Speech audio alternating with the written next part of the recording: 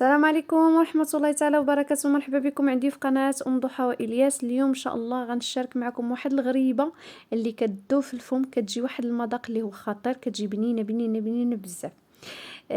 اول طريقه واول حاجه غنحتاجو هي 300 غرام ديال الزبده اللي غادي نشدوها ونديروها في الكاسرون او نديروها الدوب. الزبده اختياريه، اللي بغيتو تستعملوا هي كتستعملوا الزبده فايتلي وسبق لي وريتها لكم سميتها كونغا ديال الاكل، او كتستعملوا زبده سبيسيال، او كتستعملوا الزبده ديال الاطلس ديال التوريق. كنديروها 300 غرام، كنديروهم فوق من البوطه كي يدوب، خاصها تدوب لينا. من بعد ما كنديرها فوق من البوطه كتدوب، كنكون سبق ليا خديت 200 غرام ديال الدقيق اللي حرقته فوق من البوطه بواحد المقيله بحال غندير السفوف. كنحرق 200 غرام ديال الدقيق. ضروري هاد الوصفه، ومؤكد انه يكون هاد الدقيق عندي محروق 200 غرام و800 غرام دقيق عادي اللي كنغربلو بطبيعه الحال. غير كنتاكدوا بانه ما فيه حتى شي حاجه ولو هو راه نقي، ولكن ضروري اننا نغربلو الدقيق ديالنا. الدقيق انا ما غنقولكش حقا ضروري خصك الدقيق الممتاز ديال الحلويات، لان هذا عندي الدقيق كنخدم به الحمد لله، كيصدقوا لي به لا الملوي لا كل شيء كيجي. هذا الدقيق هذا خطير خطير خطير، زوين بزاف، وصراحه الثمن ديالو ما غاليش بزاف. يعني كناخذ دقيق عادي، ما كناخذش دقيق خاص بالحلويات، لان جربت واحد جوج نواع صراحه ما عجبونيش، والتجأت انني نخدم غير هاد الدقيق العادي، وصراحه واعر زوين بزاف الحمد لله. لا نعين ونقوص عليهم ما بقاش يصدق معايا. المهم كما كتشوفوا عندي الدقيق الابيض 800 غرام و200 غرام ديال الدقيق المحمر. كندير فيه كاس ديال الكاوكاو اللي محمر ومطحون مهرمش. هنا عندي كاس ديال الزنجلان عامر، جوج كيسان ديال الزنجلان. وعندي هنايا كاس ديال اللوز اللي كنكون قليته من قبل وطحنته مليا. وعندي كاس سكر اسمر، كاس سكر ابيض. وعندي هنا واحد الفاني ديال عندي واحد الفلون كراميل. وعندي كاس ديال الزنجلان اللي كيكون محمر مليين مزيان حتى كيطلق لي دم، يعني محمر ومطحون مليين. من بعد كيكون عندي جوج كيسان ديال الزيت. من بعد ما كندوب ديك الزبده كنزيد عليه داك الزيت باش كنبردها واحد شويه. وعندي 3 ديال الخمارات ديال الحلوى.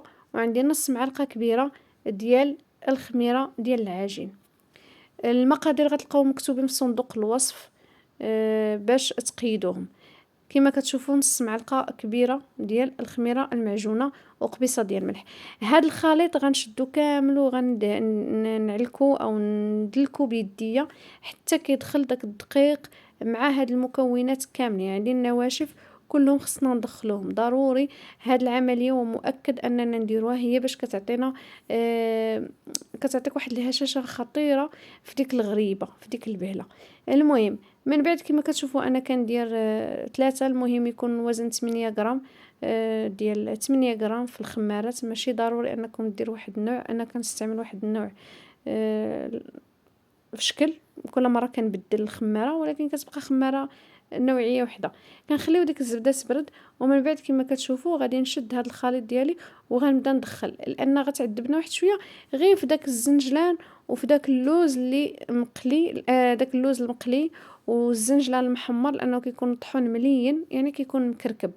صافي ضروري خصني ندخل بحال هاد الطريقه حتى كيتمزج داك النواشف كلهم مع النواشف كاملين مع هاد المكونات اللي درنا، الزنجلان واللوز وكاوكاو والخميره، حتى كنحصل عليها ولات بودره.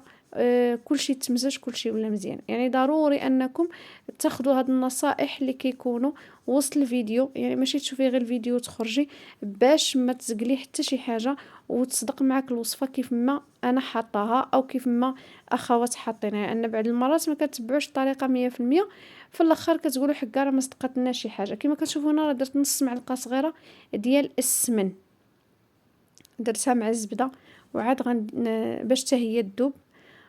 وصافي انا ما كنستعمل لا فانيلا والو هنا. كما كتشوفوا انا كيفاش كندخلها بحال كنكسكس حتى كيدخل معايا داك الخليط كامل. من بعد عاد كنزيد الزبده. ملي كنزيد الزبده عاد كنبدا هانتوما تشوفوا معايا. هنا درت معلقة كبيرة ديال النافع مطحون. انا قلت لكم هاد البهله، هاد الغريبه هادي اللي درت غريبه ديالي، المكونات ما تلقاوهم عند حتى شي وحده، ونتحدى شي وحده انها تجيب لي هاد المكونات اللي كاينين عندي في هاد الغريبه هادي في شي قناه في اليوتيوب، لان صراحه هاد الوصفه هادي اللي درت ديالي انا، هي جلست الحاجه اللي لقيتها عندي دخلتها، ولكن لقيت واحد النتيجه اللي خطيره في المذاق، شي حاجه واعره، شي حاجه طب. جات بنينه بزاف، جا فيها واحد اللوغ مختلف على الغريبات او على الحلوى المكركبه العاديه، جا مذاقها بنين بزاف. حتى كنحصلوا على هاد ملي كنديروا نكركبوا، كنجمعوا البنيه ديال الدقيق وكيتجمع لي. من بعد ما كيتجمع لي كنتاكد انني صافي حصلت على القوام اللي بغيت، وهنا غنبقاو نجمع او غنعجن بالزبده، صافي. وغنبقى ندخل وانا كنحاول انني ندخل فيها، يعني تندلكها. راه شوف هاد العجينه كندلكها ماشي كنجمعها، كنبقى ندلك. هنا غنقول لكم واحد النصيحه البنات، مثلا وقعتو في الدقيق ما كيشربش، يعني كيبقى ناشف، لان ممكن طيحوا في هاد القضيه هادي وما تبغيش تجمع لكم العجينه. ما تزيدوش الزيت، وياكم وتزيدوا الزيت. لازتو الزيت غطلق لكم ليدام، غتجيكم الحلوه ميدمه، غتجي حالتها، غتجي قاصحه، ما غاديش كتقرمل في الفم وما غاديش كتذوب في الفم.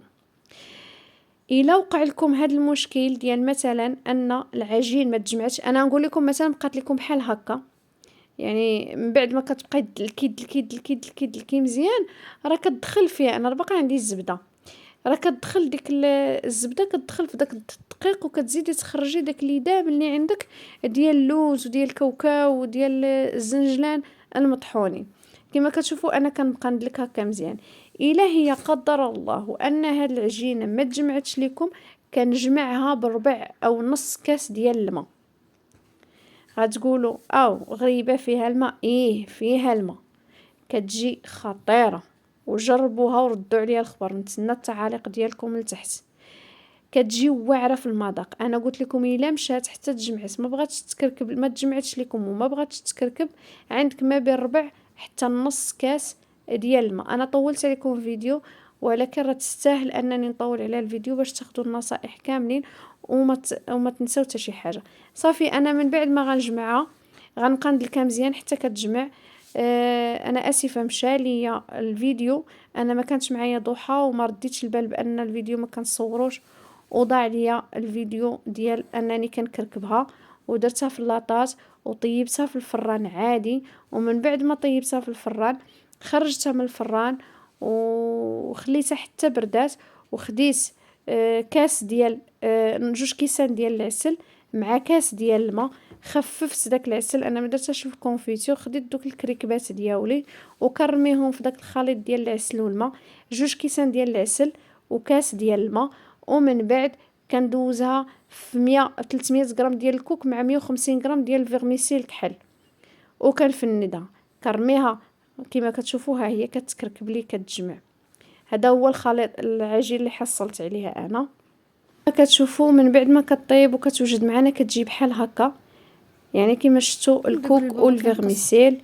كنطفيها يعني خليها حتى كتبرد، وعاد كندوزها في داك الخليط ديال العسل والماء، 2 كيسان العسل، كاس ديال الماء، والكوك والفيرميسيل. كنتمنى من الله انكم تجربوها وتنال اعجابكم، وعيد مبارك سعيد، ونتمنى من الله يتقبل منا الصيام والقيام يا ارحم الراحمين.